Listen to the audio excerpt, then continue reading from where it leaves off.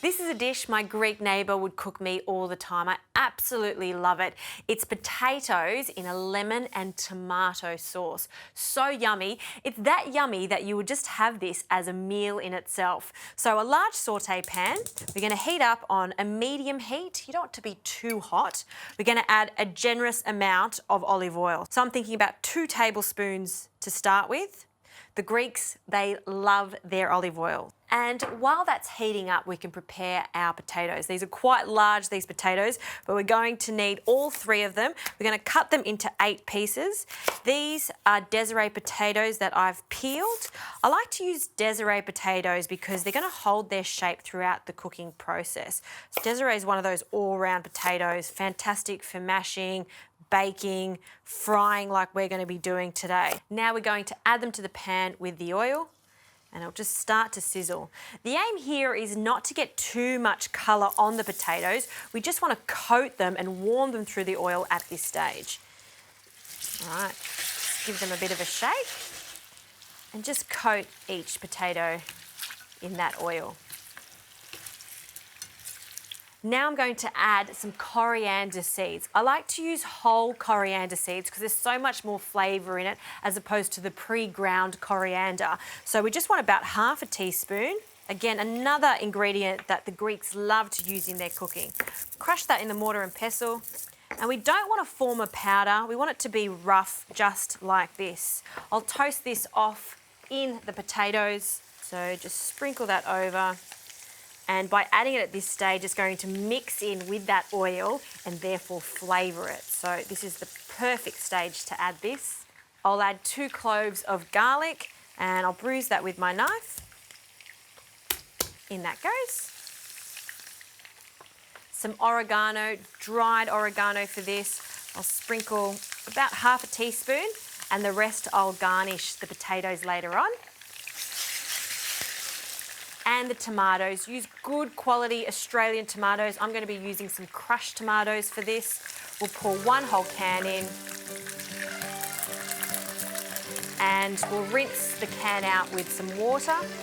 We want about 3/4 of a cup of water. This is going to sizzle away. We just want to mix everything together. Look at those gorgeous colours. And a pinch of salt. And that's it. You can see that it's slowly coming up to the boil, so the lid can go on. I'm just going to turn it down to a medium to low heat and allow this to cook for about 20 to 25 minutes or until the potatoes are tender.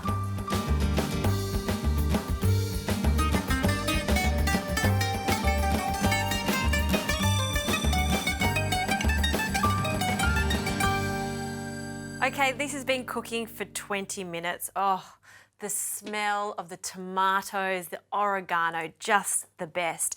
And to check that your potatoes are cooked, just grab a sharp knife and pierce that through the centre. If it goes through seamlessly, you know they're ready. Nothing worse than an undercooked potato. Now I need to add some lemon to this. So the juice of half a lemon. We want this to have lots of zing, lots of tanginess. So we'll squeeze that and we'll pour that in. And I don't like to add the lemon juice at the beginning because it gets lost in the whole dish. You want to really give this a fresh flavour right at the end. We'll just stir that through. And a nice, generous bowl, as you do with Greek food. And we'll pop that in there, just getting that rich tomato sauce too. I'm not even going to take out the garlic cloves because they've cooked down in that 20 minutes, so they're nice and soft. And some feta. Love feta with potatoes. Just crumble that over the top, right at the last minute. A little extra oregano, and to tie everything together, some olive oil.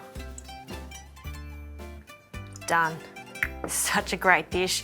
As I said, by itself with some crusty bread, and the leftovers, they're actually really good cold. Sometimes I would take this to work with some lettuce leaves and just a can of tuna. It is a delight. I'm gonna have a taste.